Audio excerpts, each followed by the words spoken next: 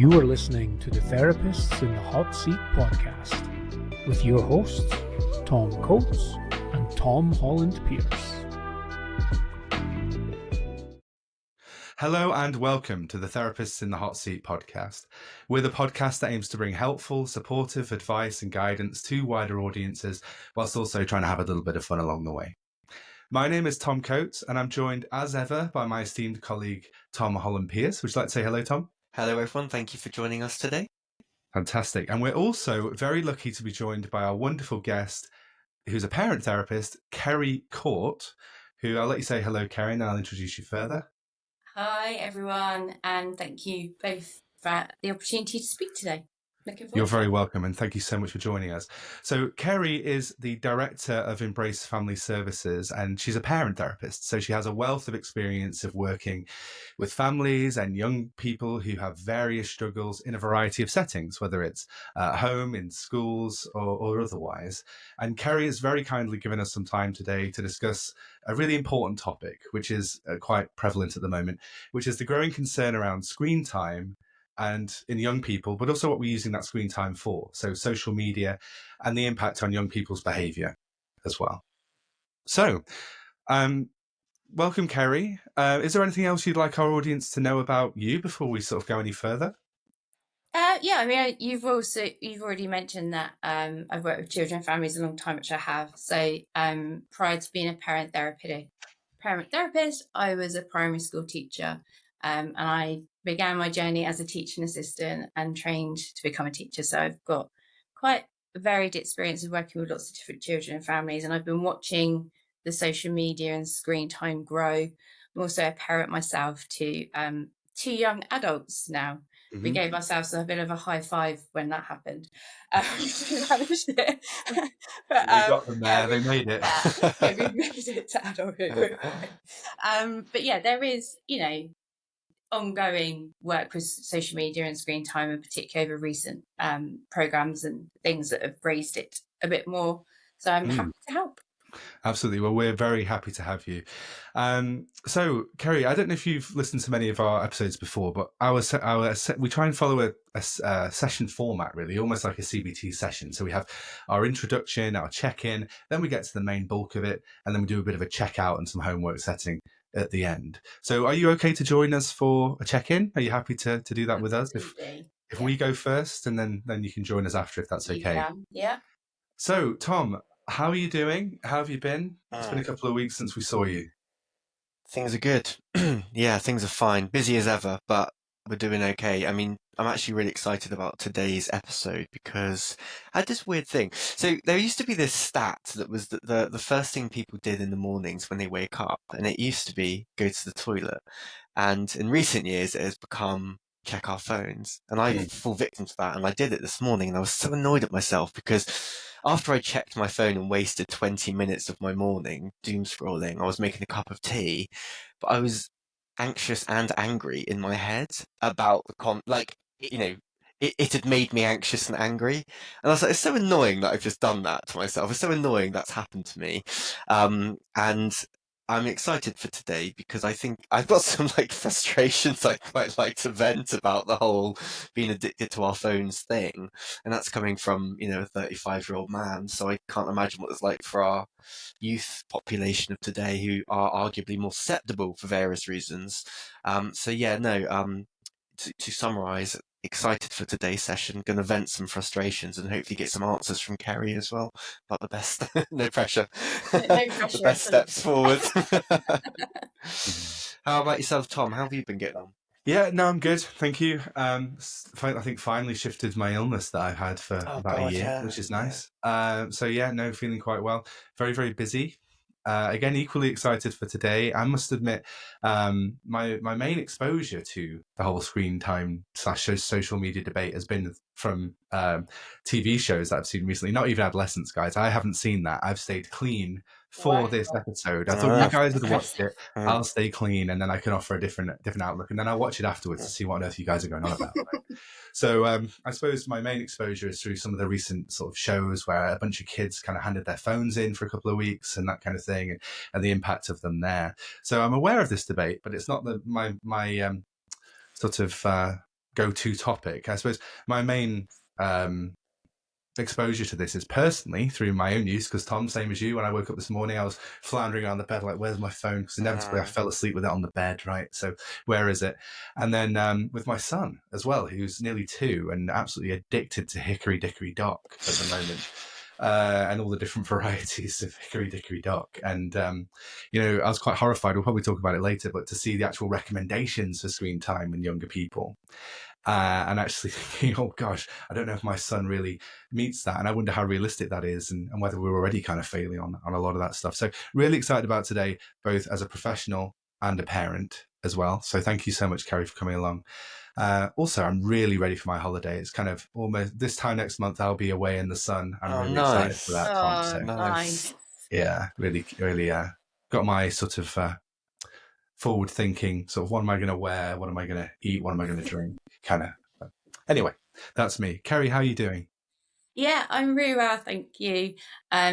Really honoured to be here, so thank you for asking me. It's been really busy, but in a really lovely way. I've got a couple of roles.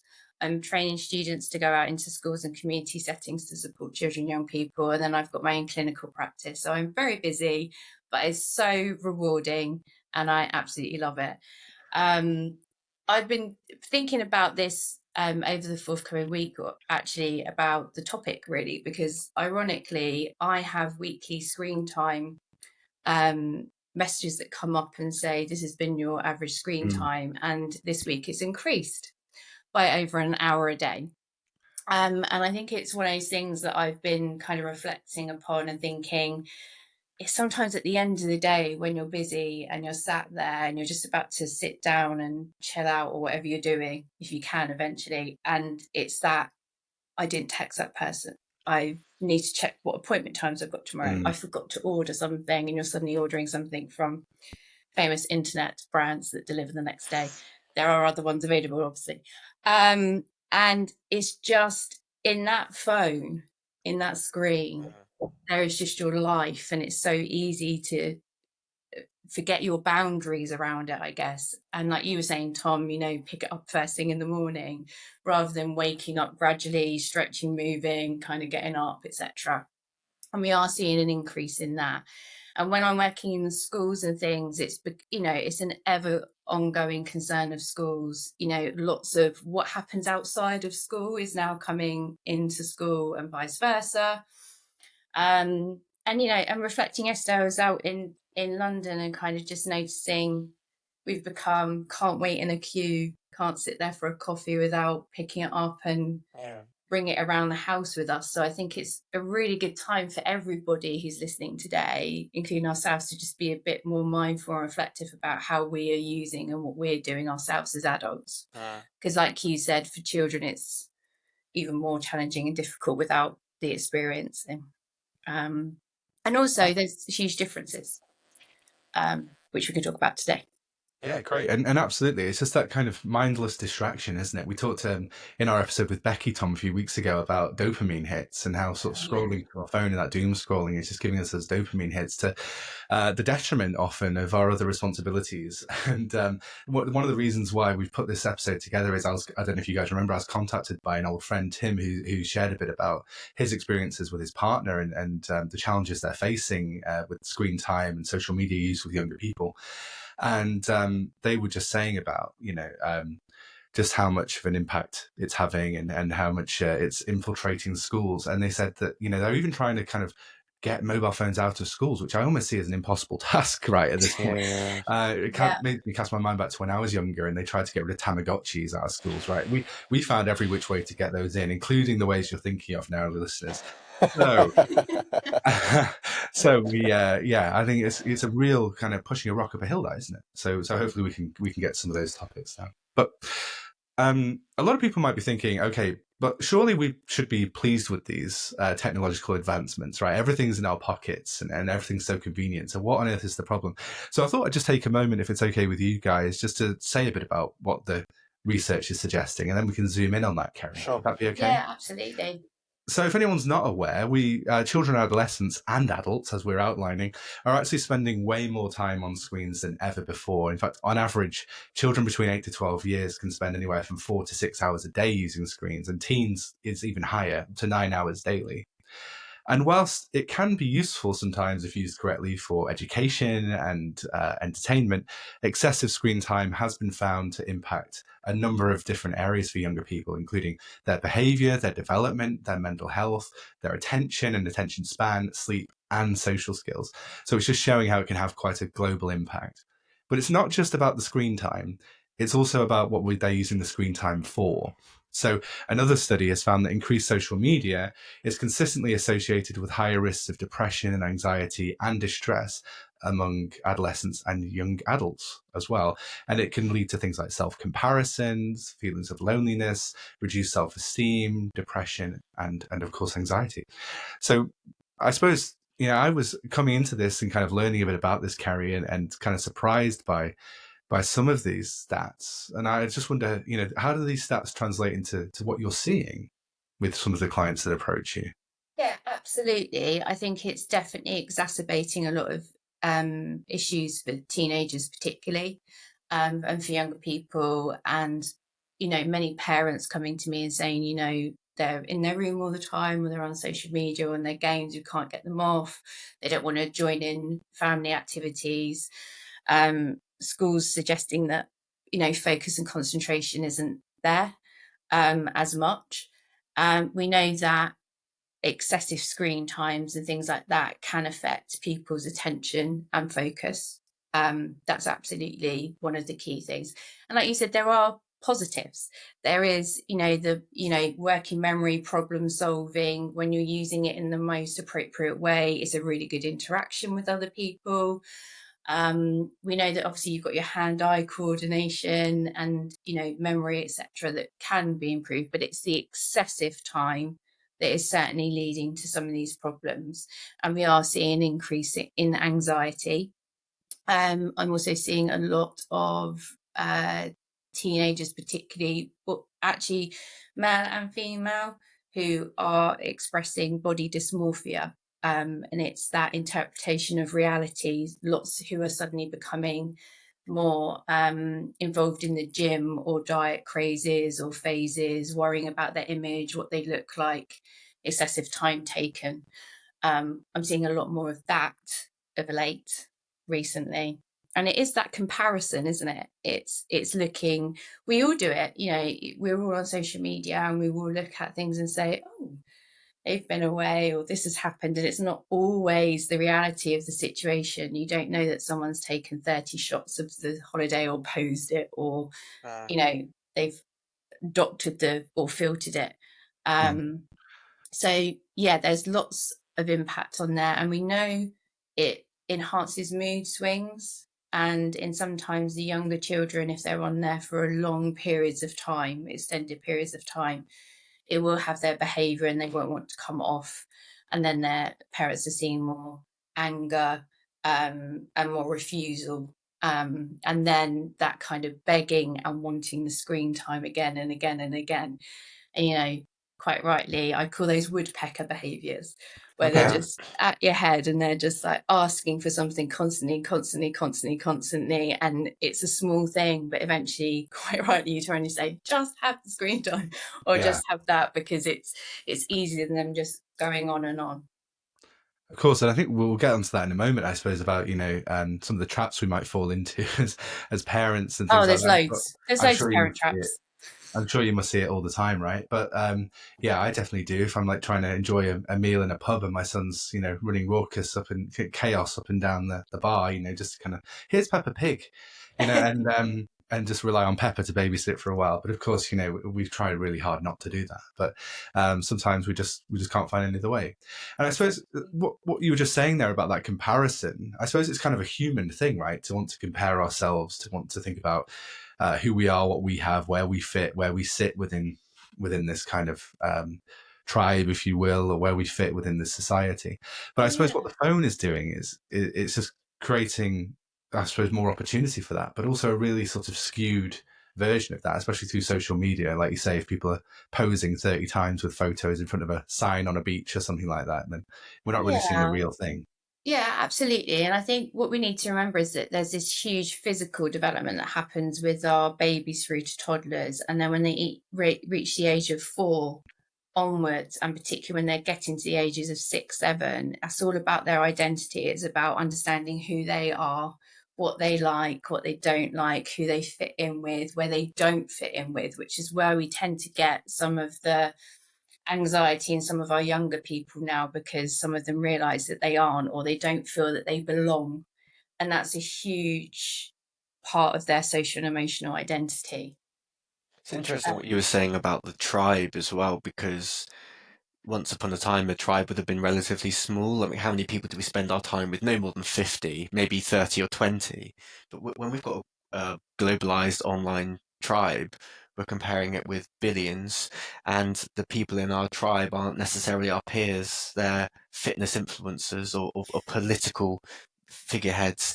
And suddenly our tribe has got some people that we really cannot compare ourselves to for a multitude of reasons. And I can see that being so dangerous for vulnerable young people, and that's their introduction to the world. Yeah, absolutely. And I think we need to remember as well that once we're clicking on particular subjects, particular people, particular influencers, we're going to be bombarded more with that. The algorithms are there. That's what they're designed to do. So then you are getting very much a one-sided view of a lot of aspects from those particular viewpoints, and we can't then question or consider someone else's points of view if we're having those thrown at us. And you know what it's like as well, as adults, how many times have you talked about something with friends or family, or you're talking about, oh, we might do this, and suddenly your feed is absolutely bombarded with advertisements or things like that. It's insane, isn't it? All the time. Like, in fact, I don't even think I have to talk about it. Sometimes I just think about it, and I'm not even joking. There are sometimes I've thought, I could use something like that. And I've not even Googled it. I've not talked to anybody about it. And yet somehow the algorithm works me out in such a way that an advert's showing up for it. Yeah. Or, I haven't heard from XYZ for a while. I wonder if they're okay. And they show up on my feed as like the next person. Like, what? Is that like, is there some sort of chip in my brain? Sorry to go all conspiracy theorist. No, but we've had that at home where we've suddenly turned and said, did we talk about that? I'm sure I thought about it. I'm not quite sure what's happened. It doesn't work with lottery numbers, though, unfortunately, does it? It seems to work with everything else. I hate it when you accidentally linger on something, just absent-mindedly, that you don't really care about, and for next week all you're getting is this information about stuff that you didn't really mean to show any interest in, but the algorithm thinks it's doing you a massive favour. But I think, Tom, you just segued into a really interesting point, and Kerry, you picked it up, is that idea that our tribe is unrealistically large now because we just have access to everywhere and everyone all the time, right? And in that tribe are perhaps people whose voices are allowed to be louder than perhaps they otherwise would be because of, the way they market themselves, the content they produce. And I'm thinking, I almost don't want to name any names. I'm almost frightened to name the names, but you think of the Andrew Tates. There you go. I was going to say, just say it, just get it out there. We need to stand up.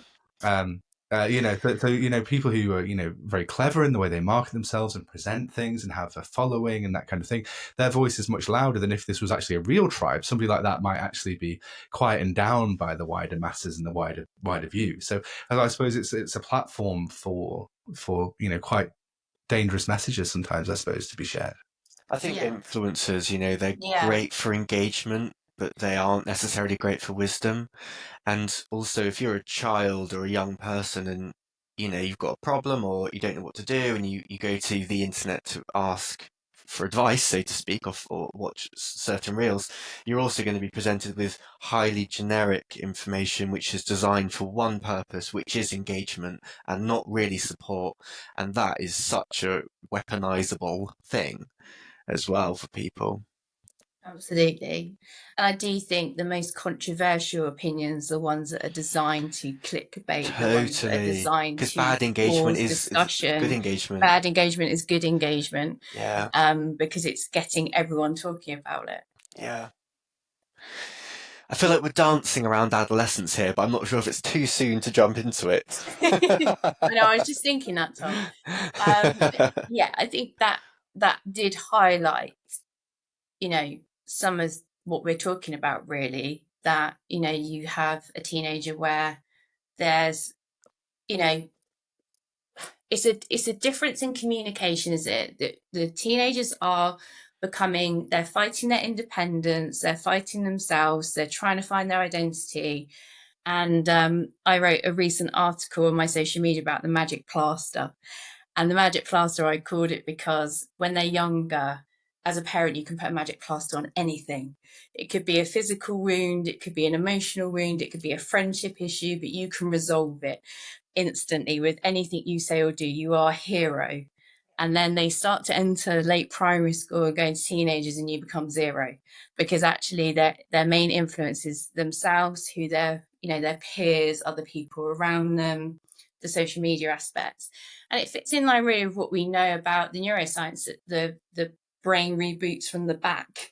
So it's all social and emotional. It's all those kind of reactions, and the messages to this rationalization and understanding the world and putting meaning to it and taking into other people's perspectives is on a processing download. I kind of say to my parents, it's about almost trying to put a letter in a post box that's blocked and they haven't collected it for a while. It takes them a while for that letter to get posted back in.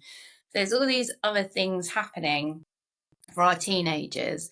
And I think parents think that the teenagers and adolescents don't want to spend time with them anymore. And to a certain extent, there is that. They're changing, and they don't want to do things in the same way you have, which is really upsetting sometimes as parents. And they do spend more time in their room, and they are more influenced by peers and social media and screen time and everything that's happening there. But actually, they do still need that parental kind of guidance and support. But it's more of I guess it's about finding that balance in the relationship where you're talking and discussing. There's not a hierarchy there. It's about having that attachment and that relationship still with them, and they will decline your invitation to go out for a walk, 1,000 times, but the next time you ask, they might do it. So it's about keeping that relationship as much. But in what we saw in adolescence was the teenager in their room that was spending a lot more time away from the family, that used to enjoy board games, that used to enjoy drawing, that used to be spending time with family, and then being influenced by social media influences and particular views, misogynistic views, that then affected their behaviour and what they did as a result. Mm-hmm. I think you're raising a few really interesting points here, Kerry. I'm just going to pull it back to some of the earlier ones, if that's okay, and then we'll move on to that. Earlier you touched on the importance of the ages of 7 and 8 and who we are and what's good and what's bad and who's accepted and who's not. And for me, what I was thinking about is that's prime core belief territory, isn't it? We're really trying to work out who we are and develop our beliefs about ourselves. But then when people are transitioning into that 13 and 14, everything becomes very autobiographical, doesn't it? You talked about the neuroscience, and I'm thinking about the work of Sarah Jane Blakemore here, that idea of some of the last parts of the brain to develop, as we get into our older adolescence, into early adulthood, are those that deal with planning and inhibition and risk-taking.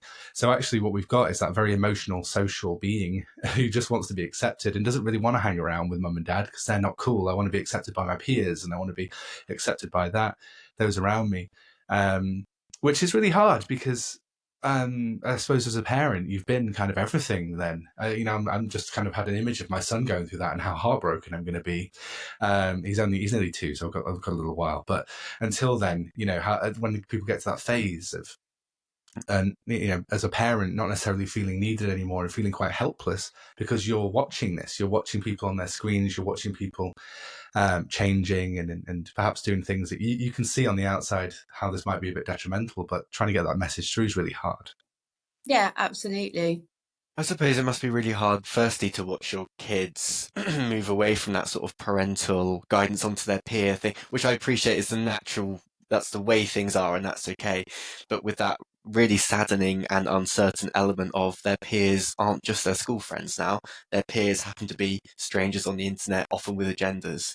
And that's where it can get a little bit scary, I think, because they're not going to want to accept your help as much.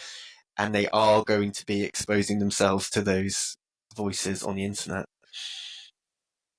So I wonder, guys, if we talked a bit about the problem here, but I suppose what people are exposed to and the increased screen time, I wonder if we could just maybe spend a few moments just thinking about what we're seeing then. What are we seeing in our younger people as a result of this?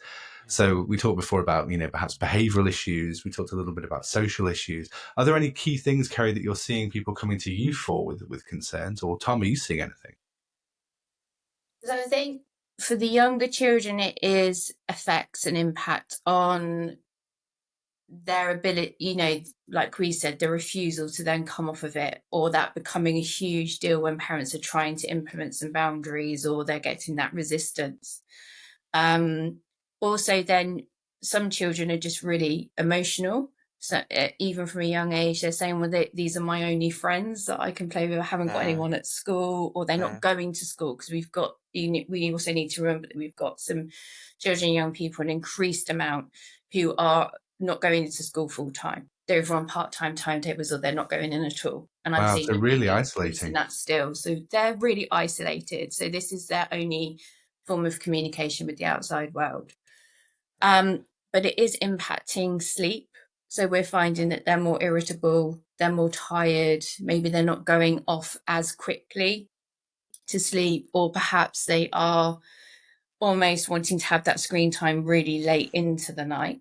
Yeah. And then, of course, that impacts their sleep. And then it's really difficult for them to get up in the morning. Yeah. And again, if we then move on to adolescence, we know that it's a struggle for them to get up first thing in the morning anyway. And then I'm hearing lots about people who aren't as focused, that, they seem to be off in worlds or daydreaming, etc. But there is, I think, more concerningly, younger children getting quite anxious. I'm seeing some of them that perhaps haven't got the social media access, but certainly WhatsApp access or other messaging services. And they're having conversation with friends and things that are getting a bit out of hand, or they're watching YouTube or they're watching other videos and things like that. And they're becoming quite anxious, and they're becoming worried about what they look like, again, how exacerbating their identity issues or concerns or confidence. And then friendship issues, we all had it, didn't we? We've all had friendship issues at schools and things, but we could almost close the door on that when we were. When you get home, that's the end of that. Mobile phones went in, so I was a bit later. So I think I was a 19-year-old when I first got a mobile phone. Not to reveal my age. But yeah, it was, although it might be present in your mind, you kind of could switch it off a bit. You didn't. Whereas now it's in the homes as well. There's lots of crossovers. Yeah. So some becoming really withdrawn, going into their rooms. Others just having emotional outbursts or just feeling fatigued, a bit low in mood. Kind of just worried and just feeling unsure about themselves, really. It's sad, isn't it? It's sad to think of our younger population just sort of like silently struggling with this. And I imagine parents sort of feeling a bit helpless. Like, I don't know what I'm supposed to do. They reject my attempts, or, whatever it is. That must be really difficult. Yeah, absolutely. It's causing quite a lot of conflicts. And I guess there's a reduction in family time. And I think that's another reflection that maybe we need to think about ourselves, that perhaps if we're reflecting upon I know that if I'm more anxious, for example, I will go to my phone and scroll, or I'll play on a game, or I'll do something to distract myself. I'm trying not to do that as much now. I'm trying to be a bit more mindful about it. Or, I'm rushing lunch and I'm answering emails at the same time and that kind of thing, and not actually being present by eating or drinking or removing. Dinner times have always been quite routine in our house. There is no screens at the table. That's really hard for some people to put in. And I think that's another concept is that, they're not putting it down for dinner time, they're not doing it for family conversations, we're not playing games, we're not doing things like that anymore. How long is dinner time in your house? Are you sort of sat around the table, are you, for like an hour or something, or? Yeah, so we've always done it from when they're younger, so I guess that's always been, and it's changed because they're older and they're on shifts and they're working different times and they're working different ways. But yeah, that is one of the things that we have, is not the phone around. Sometimes it kind of sometimes it sneaks, it's in the pocket, and we seem to have one of these situations where we have the radios and lights and everything all available again on the phone, that we don't push any buttons or anything, so sometimes that gets done. But generally speaking, yeah, we have tried to maintain when we're eating, That's impressive. I think that's quite a feat, actually, in this day and age. Really good. It is, and it sounds like that consistency is really helping Kerry as well. But what I think what you're highlighting here is just some of the challenges that parents are facing, because if I think about our world, we do our best to limit screen time at meal times as well, and my wife will hit me on the leg and say, "Put your phone down," right? So we're kind of constantly aware of that around each other and around my son, but like you said, you highlighted emails and phone calls and responsibilities and things like that. We're living in an age of working from home, where the working day isn't necessarily 9 to 5 anymore, and parents are, working or not, are having to kind of manage looking after themselves, their young people, keep on top of all their responsibilities. So when you've got this little central hub, I suppose, that controls everything, it's so hard just to use that hub effectively, when I could easily go from my emails to scrolling Instagram without even thinking about it, especially if I'm kind of conditioned for that. So I just wonder, for parents in that position, what should we be saying to them? What kind of message should we be giving? So I think the first thing is, parenting is hard. And I think we've in modern day society, we've got this beautifully, diversely rich family units. They're very, very different. We're single parents, we're co-parenting, we've got step families, we've got different cultures, and everything goes into this parenting pot. There's probably something for another episode, but your own experience of parenting comes into that, your Absolutely. beliefs, your values, if you're co-parenting, that other person's experience of their parenting, what they want to take from that, what they don't want to take from that, it all gets put in our little cake mix. And then social media and work and all the other things get put in. And there is no parent training manual out there, and neither should there be. For a one size fits all policy isn't right. But there are strategies and things that we can do to make things easier. But I think it is, as we said from the start of this podcast, it really is about, firstly, thinking about ourselves, self-reflecting on our screen time. When are we using it? What do we use it for? Kind of trying to put some of our own boundaries in place, first of all. And then I think it's about them reflecting upon your child or your young person's time. Do they go on it at particular times of day? What are they using it for? I know you sort of saying, Tom, about sometimes when you go out and you want an adult conversation, quite rightly, or you're cooking dinner or you're running around like mad, and you've had to drag along some of the other children to one of the other children's activities, or you're in the car or whatever it is. Sometimes it is easier to hand over the screen time. So I think it's about reflecting upon what they're using it for and how they're using it, and what times, often children are bored now. I hear a lot about children saying, "I'm bored, I don't know what to do," and teenagers. And actually, I think that realigns with us as well as adults. Sometimes we're bored. We've got so used to being busy and filling our time constantly that 5 minutes quiet, you're like, what am I going to do now? I should be doing something.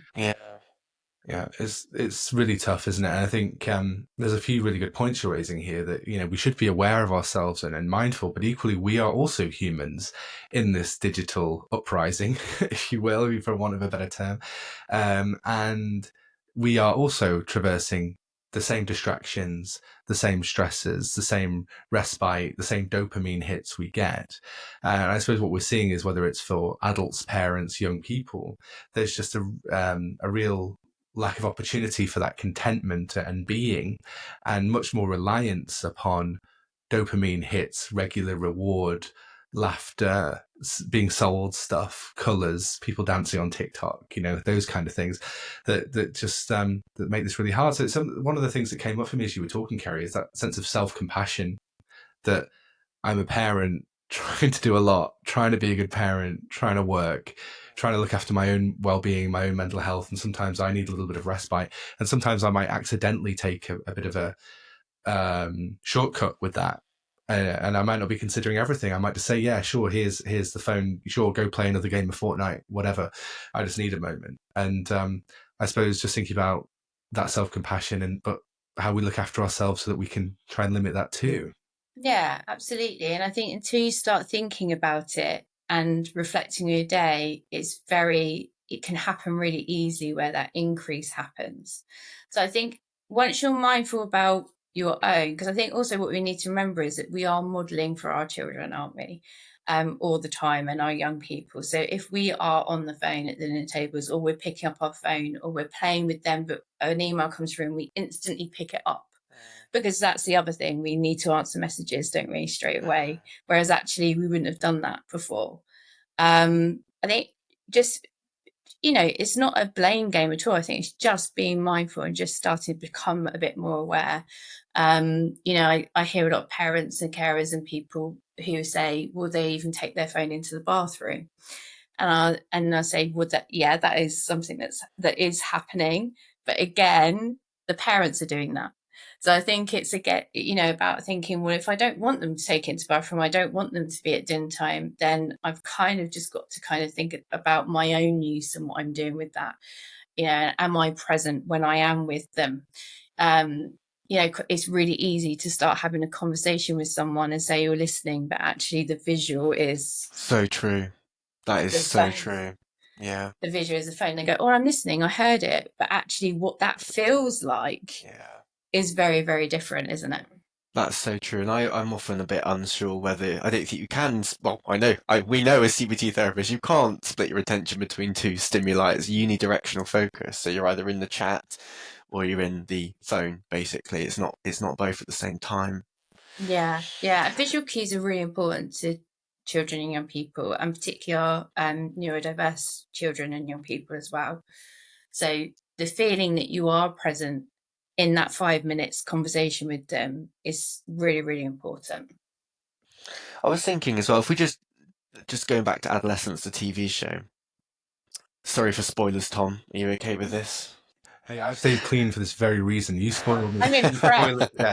I'm happy for you to spoil it. Tell me about it. I want to hear. I want to learn. What are you thinking? So I suppose there's a lot of things you can take from it. One of the overarching themes is you've got who's played by is his name Stephen Graham? Is that the actor? Yes. He is a self-employed plumber, and he works really, really hard. And he works, I think, late shifts or night shifts essentially, because he gets overtime essentially. He gets better rate. He gets call-outs. That's it.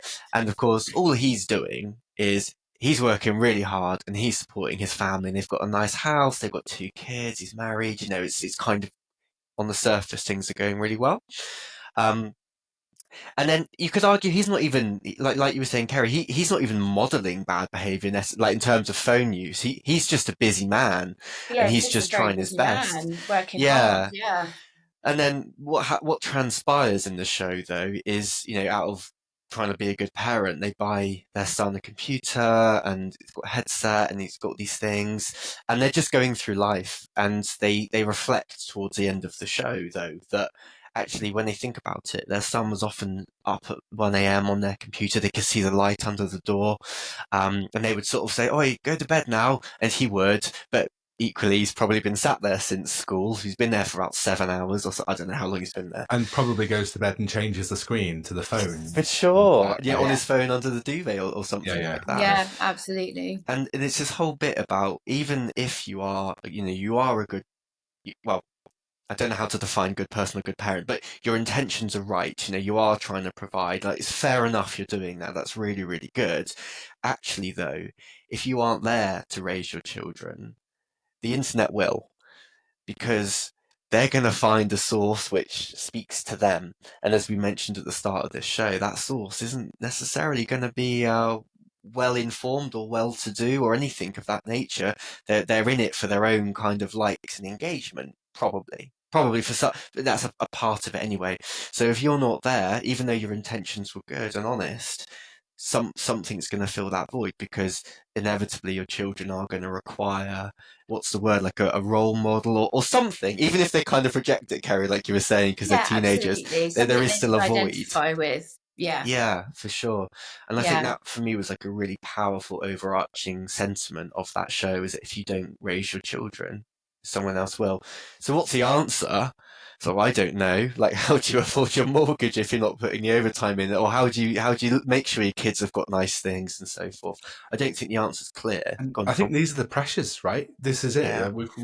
I'm thinking about my own life, whereas I'm working. My wife also works for the business. We're both trying to do our best. We're trying to have nice things. We're trying to pay the mortgage. We're trying to have rest and that kind of thing. But we have to put the work in to get these things done, and that's the reality of life. And I think that's where it's coming into this. That this isn't the blame game, but it's kind of these are the cards we are dealt.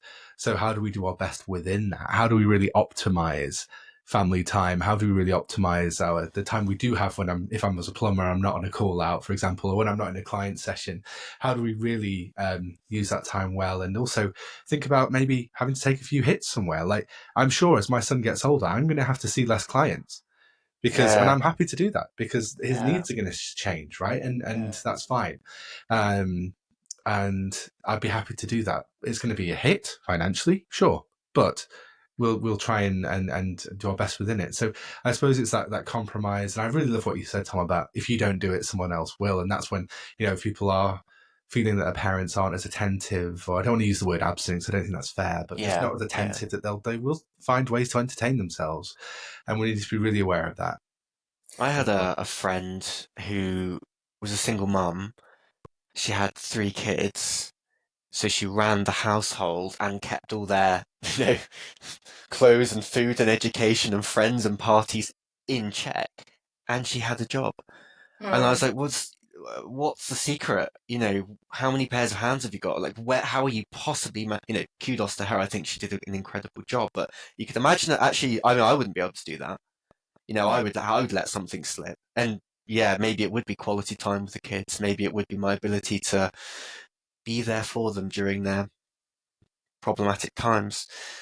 I was thinking as well, when we've got issues, like, I suppose if we just rewound the clocks, I don't know, 30 years before phones and internet were so big, like, what did we do? What did we do when we had problems? I mean, I can't remember too well. What did you guys, if you had a personal issue, what would you have done before you could have Googled it?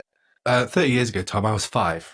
So, Okay, that's not too the so I didn't really have that many problems that I can remember. But 20 years ago, I mean, this shows how long the internet's been around, right? Because what you were just saying about, the light being up at 1 a.m., the light being on under the door, that was me, right? I was playing World of Warcraft till ridiculous o'clock in the morning. I was playing Battlefield 1942 until ridiculous time in the morning.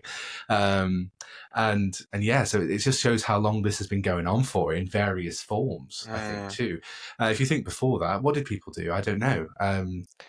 Ask each other for support. I remember once I did speak to my mum about a problem. It was like one of the few times I sort of opened up as a teenager to my mum, and I to this day remember the catharsis that I felt. I felt just like released of all of this stress and tension. I didn't even, I was thinking I was 13. I was so young. I didn't understand what was happening, and I remember I said the words, "God, I really enjoyed talking, Mum. Can we do that again?" I just I vividly, viscerally remember that sensation, and I hope that's not lost in our youth. Like, I hope kids know to do that still, or aware they can do that. I think sometimes they might not be able to articulate it, or they might not even be able to understand what's happening themselves. And I was really fortunate, and I still am to this day, that a tone of change in my voice, or even being slightly off, my mum will find it on that phone. She will know instantly, and she'll go, "What's wrong? There's something." It's behavior is the communicator. So if we're noticing changes in our behavior, or they seem distracted, or they are kicking off, I think it's one thing I've tried to do myself always in whatever role I've had, is ask that question, why? there's someone, nobody chooses, adult or young person or child, to absolutely kick off or become or withdraw or change their demeanor. That they just can't process what's happening or put words to it. And sometimes it's our role to kind of just be a bit more aware and notice those changes of behavior. The problem is, if we're really busy and we're doing lots of things and we're juggling and we're doing lots of things, which is normal, we're going to miss maybe some of those cues, and then those problems are developing into larger, much bigger issues. And if you go back to adolescence, what was happening was that he was spending more time in his room, and he was also dealing with lots of bullying and other problems which are affecting his low confidence and self-esteem. That doesn't warrant at all what happened as a result of that. But I think there were probably that withdrawn, that time, and you think, well, actually they need their privacy, or they're busy, or they don't want to spend any time with us. But actually, I think knocking on that door and saying, I'm just making a drink, do you want one? Oh, I've just been noticed you've been up here for a while, I'm just going to make something to eat. I've fallen into many of those parent traps where I've shouted up the stairs, dinner's ready, or this is happening, and actually you have no idea what's happening behind that door. You don't know if they've got headphones in, you don't know what's happening. They could be really concentrating, really hyper focused on their game or on social media. And if we're not saying their name first and we're not actually seeing what they're doing, we can't assume that they've heard or they've understood. And then, quite rightly, parents will say, well, they're not listening to me, they haven't followed instructions, or they haven't done that. But I think just knocking, and just when they do come into a room and they're even making a snack, for 2 minutes, put that phone down and just know, oh, you're making a snack, and just take that interest. Nice. And when you think about it, with our toddlers and our babies, think about how much attention, how much praise we give them. Oh, don't, it's exhausting. Up, crawling. We even praise them when they burp when they're younger. You give them all this praise and all this guidance, and you're really coaching, and then suddenly they go to school, and we still do that to a certain extent, but then the praise and the attention comes against normally academic achievements, so the reading certificate, or they've done this or they've done that, which not all children are going to be really successful for. And then when they start to get into teenagers and older, and I've been guilty of it myself, my nagometer is much higher than my praise. I'm picking up much more about the untidy rooms and them not doing all the things that they want to do, rather than noticing the things that they are actually doing right a lot of the time. You are going to notice when they're arguing, if they're siblings, and go straight in and give them that attention, than when they're playing, that they've been playing nicely for an hour beforehand and you've not even gone in and noticed it. So I think it is just popping your head in and noticing and saying that they're sharing nicely or they're doing something, really building up on their self-confidence and self-esteem where we can, and continuing that as teenagers, because they don't get a lot of praise. Everything's pressurized at school because they're working towards exams. There's friendships, there's all these other things in. So those little drop-ins, if you can't get them to go out or play a board game with you or go for a walk, it is about just dropping in and just noticing. And when they're cooking something or they're making something, just acknowledging it, taking some time, taking some interest. I think also taking an interest, even if they're playing games. A lot of parents will say technology drives me mad in this house with the gaming systems, but actually they've got no idea what they're playing, what it takes. And actually I think taking that interest and then becoming the expert and leading in them telling you what they're doing, they're really proud of that. And actually you learn a lot, because I think sometimes it's, well, we've told them it's 5 minutes to dinner, but they can't sometimes come off of a game they're playing or in the middle of something they're watching. It would be like turning around to us as adults and taking away the last 3 pages of a chapter at the end of the book, or stopping a film with 10 minutes to go. You want to be on there, you want to do it. And actually by spending a bit of time seeing what it takes to get a level, seeing how they use all that hand-eye coordination, and then noticing, then you give them an opportunity to say, look, there's 15 minutes till you need to come off. What do you want to do? Have you got enough time to go to another level or not? And when they go, no, I haven't, then you can praise, and then you can say, that was a really great choice you made there. Excellent. And then you can then give them the extra screen time back later on, or whatever you want to do. You're raising some really good points here, Kerry, because there's a famous meme on the internet, which is, why can't you just pause it? Like, and you can't pause an online game, right? And actually, these games, a lot of the games that people play, it's not really like a game. It's like work. Yeah. So if you've played 20 minutes of a war zone and you've got yourself to like level, you're like in the last 10. If you're then saying, right, dinner's ready, I'm thinking, hold on, I've worked really hard to get to this 10, and now you're telling me I've got to come off, right? So it was almost that, maybe being a bit more proactive with that and discussing around that and letting young people take that decision. Having conversations about healthy habits and saying, and I always think it starts, sometimes I always say that I've noticed my screen times increase. I'm trying to be more aware of it. I'm trying to do this, really having open conversations with your children and young people and getting them involved. Offering them choices is always a good thing. So if you can turn around and say, look, you've got an hour today, do you want it all in one go, or are you going to split it up? Then they've got an element of choice in that decision-making process as well. But that's also putting in some boundaries at the same time. But I think if your child is on screens for 4 or 5 hours a day and the recommendations are an hour, trying to put that in straight away is you're just gonna exacerbate, and they're just gonna kick off completely. So there's no point in trying to go straight in there and say, no, it's said 1 hour a day. You're gonna have to gradually, but as a collaborative conversation. Yeah, but you're making some really good points here. Sorry, Tom, I'm just going to come in and then I'll open it up for you. But what you're saying is this isn't going anywhere. No. And we can't just cold turkey that, and we shouldn't expect people to, because the impact would be too great. It's kind of almost like an addiction model is popping into my head here.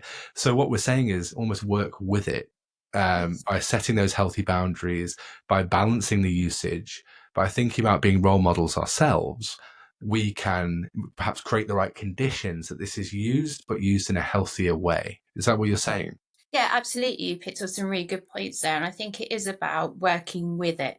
And I think if you don't understand, then spend some time with your child or young person to try and understand what they're interested in. And you're going to learn something new about them. And you're giving them your undivided attention, and you're taking a real interest in. Obviously, you don't want to sit there and ask tons of questions. But you just want to, take an interest and understand a bit more about what they're doing. And I think, always use, if you're on social media, you can turn and say, look, I saw this video today, I saw this, and this comment was really shocking. What do you think about that? Have you seen anything like that today? Or what's made you laugh on social media today?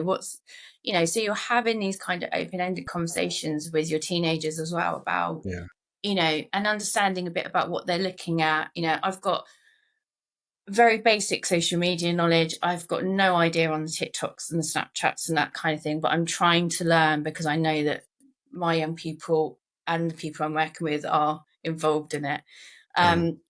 Because it is just understanding a bit about, and then they're opening up. And I think what was reassuring but worrying about Adolescence, what came out also was emoji language that nobody understood.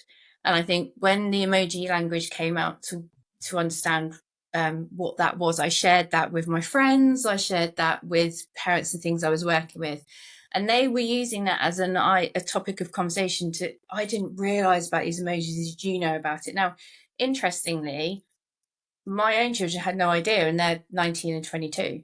And actually, anyone over 13 didn't seem to have much of an idea about them in conversation with their parents and carers. But actually, it seems to be the younger ones that are coming through. And I think that just makes our role is important in making sure that we are aware of as much as we can be and what these things mean.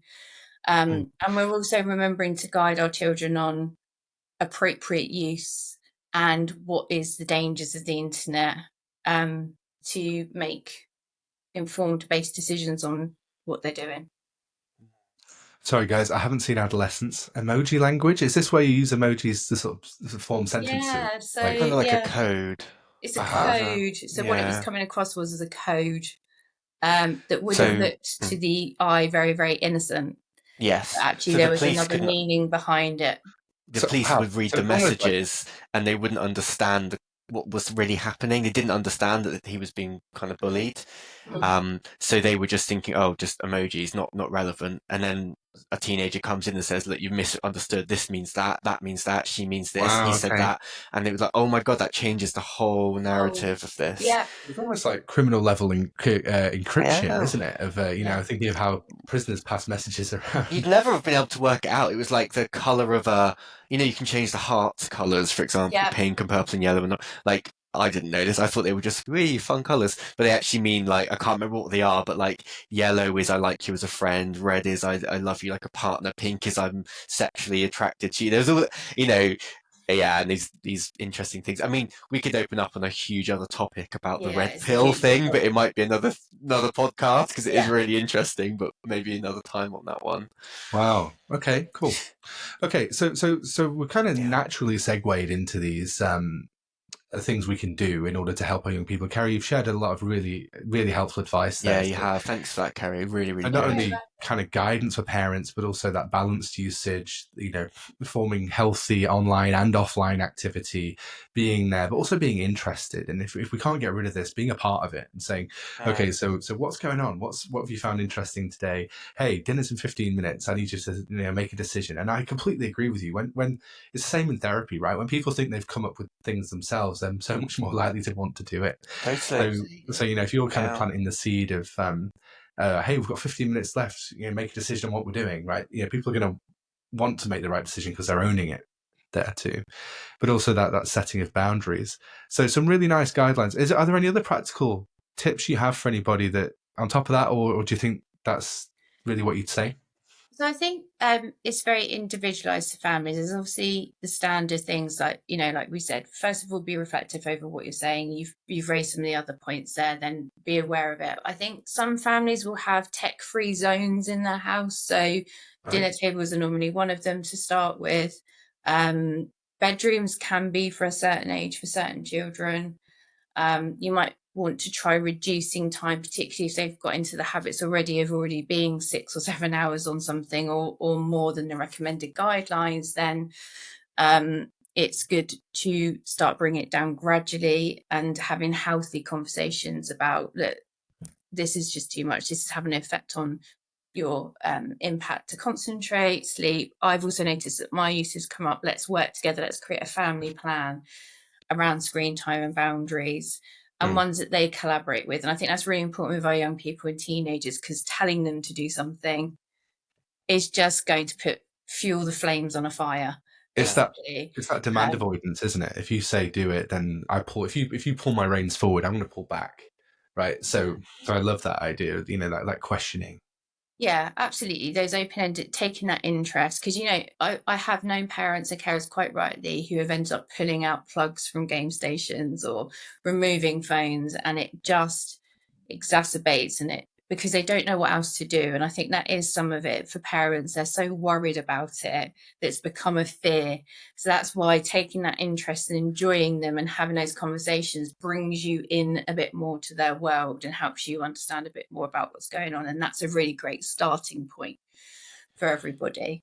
Fantastic. Have you found any specific domains of activity are quite good for displacing use of technology? So like creativity, for example, or connection, or is there anything like that? Yeah, so I think, so I know a lot of older children and children that are still interested in like board games or card games or doing those kind of things with their families. They're still interested, they want to learn. But I think it is about supporting them to find other things that they can be doing while they're not, and actually for yourself as well. If I'm going to put this phone away and I'm going to put it in another room so I really don't look at it and see it, what am I going to do that's going to be good for myself and that is creative? But anything with parenting and looking after children, regardless of your personal circumstances, is about connection. We all need that connection and that time and that attention. And if we can do that, even if it's 5 minutes a day, just with our young ones, then that will start to make a huge difference. Connection makes a lot of sense, doesn't it? Because I suppose if Yeah. we're on our phones, we're looking at people that we feel familiar to, we're interacting with them. It is ultimately that's connection, really, isn't it? When you boil it down, minus the dopamine receptors that are going on and so forth. But the value, I think, there is definitely connection. That would make a lot of sense. Yeah, and I think, isn't it with anything, if we have a balanced view, if we can say, actually, that's one person's view, and actually, what are the other views, and what are they gaining from this? This is what we're taught when we're, in schools, colleges, universities, in life. If there's an article and we're seeing it, who's made this article? Where's it come from? What do they start to gain? What is the other viewpoint? And if we can start to be a bit more like that with social media, and perhaps then we're putting that seed of doubt, aren't we? Or we're putting that security in for our young people and our teenagers that say, actually, there is maybe something else out there. So let's not just follow this one view. Let's think about others and what we're trying to do. Fantastic, Very guys. good. I'm really aware of time, so I'm gonna pause that conversation there and go watch Adolescence shortly. Before I do, though, Kerry, we have had a question come in from a listener. Would you be happy to hear it, and maybe we can answer it together? This comes from Anna, who's one of our listeners and engages quite a lot on Instagram. So thank you for your question, Anna. How can you break the routine? Sorry, the question is, how can you break the routine when your child has become so used to having iPad time and you're a parent who struggles with a chronic illness who can be bedbound? That's really challenging, isn't it? Because I always think about when I'm talking with my parents and people looking after children, that you've got to think of your own self first, like your self-care and I always look at a phone battery, what energy levels are your phones at, because you can't possibly then pour from an empty cup, as it were. And obviously she's got her own challenges, but I think it is about, we're not going to suddenly remove that completely. We're going to have to do this gradually, but perhaps going back to what we were talking about, maybe sensory activities, something that they could do together, that would come back to that connection and that attachment, and spending time together would help to reduce some of that within their remit. For Anna knows her child and herself best and what they can do within their situation. But I think it is about, perhaps they could introduce some more connecting activities, or maybe she could look at some of this with their child as well and start to take an interest and take it from there. I'm a sucker for my iPad as well, and I would say, not that they asked me specifically, but just chiming in on your answer there, Kerry, is like not all iPad time is equal. Like sometimes I'm on social media, so maybe not great. Sometimes I'm playing a word game, that's quite a lot better. Sometimes I'm on the Kindle app, so maybe it's like how I use that. And so so I guess it's not about quantity, but the quality of that time, and what you're doing. Is there something you can do together to enable that to be a more connected relationship, which will then lead on to, we're having a good time with this, what else can we do within our situation? That's using tech, isn't it? It's like to our advantage, isn't it? As opposed to passively, you're kind of really thinking about it. Nice. Yeah. Excellent points, guys. Thank you very much. And Anna, we hope that answers your question. Again, I just want to reiterate that and just offer that compassion that does sound like a real challenge. It's not about getting rid of the iPad completely as much as we might want to. Instead, it's about working perhaps with it and introducing that offline activity where possible. Uno keeps popping into my head. I don't know if you're an Uno fan. We're huge Uno fans in our house. Are you an Uno fan, my grandparents and my family, and we still use the same box because we've got all our scorecards in there with my siblings. And then actually, do you know what? I know so many families that Uno, and we take it away with us. So if we go away, Uno always comes out. Have you got Monopoly Deal yet? Because that will be your next. That is an incredibly addictive card game. It's like, it rivals Uno in my mind. You should check it out. Yeah, I think the only thing we need to be a bit mindful of is with our younger children, particularly the 6-7-year-olds and things. Whilst these are games, sometimes the competitive games can lead to. So we've just got to, at that age, maybe let them make their own rules or do things, not turn it into like a competition. Or not. Maybe they can play my rules and we play the game or maybe properly. you play your rules, yeah, and then it becomes. But actually, No, you know, I think particularly over lockdown and things like that, people were going back to those and having family challenges and scorecards and things like that. And again, you know, it's a great activity even when they're older. Hey, thank you so much, guys. Kerry, one last thing, and I'm sorry I'm putting you on the spot, but Tom and I usually ask for some homework to be set for us. Okay. To make us better people. We need to help. We're not well-rounded enough. We're not well-rounded enough. We're human and we fall into everybody's traps. So into all the traps. So if you could set us a homework task around anything you want, really, and based on this conversation, is there anything that you think we could be doing or we could try? Well, shall we try having a bit of a reflection this week on, you know, maybe over a course of a day, nothing too tedious about, you know, when are we using our phones? What kind of maybe mind state we're in at that point? You know, where are the high percentages of use? What's boredom? What's kind of where we are when we're doing it? What about that? Sounds good to me. So kind of looking at the kind of a log here to think about the patterns of what emotions am I feeling when I'm using these different things?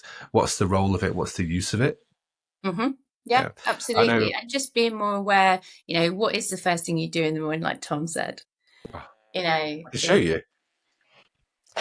But for anyone who's not watching, that was me with my eyes closed, unwilling to open them because I'm still tired, trying to find my phone in the bed. Is the dog on it? Am I on it? Where is it? I'm glad you actually added the narrative there, because oh well, you know, we have to. We're an inclusive podcast.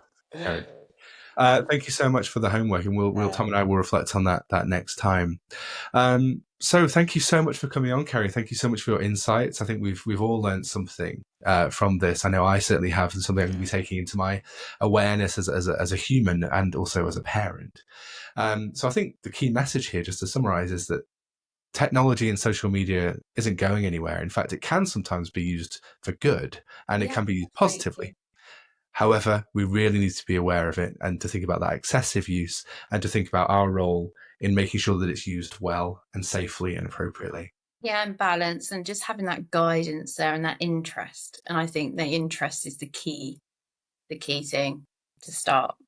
Just want to echo what Tom said, Kerry. I found that really informative. And I love what you were saying, just those like brief moments where you're dedicated your attention to your child for 5 minutes. They may like it or may not, but I really agree it will make all the difference. So yeah. Really good advice. And also to remember that to start with, they're going to look at you strangely and say, what's happened? What's gone on? Especially if it's something unusual, but just keep with it.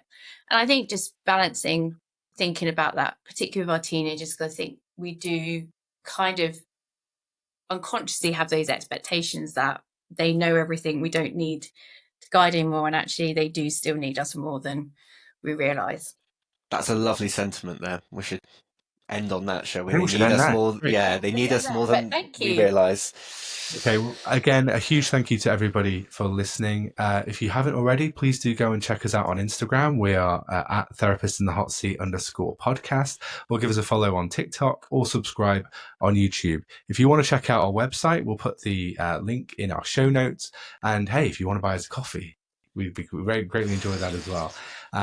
So yeah, thank you so much for your time. Thank you for your engagement, and we will see you in 2 weeks. Take care till then. Take care. Bye.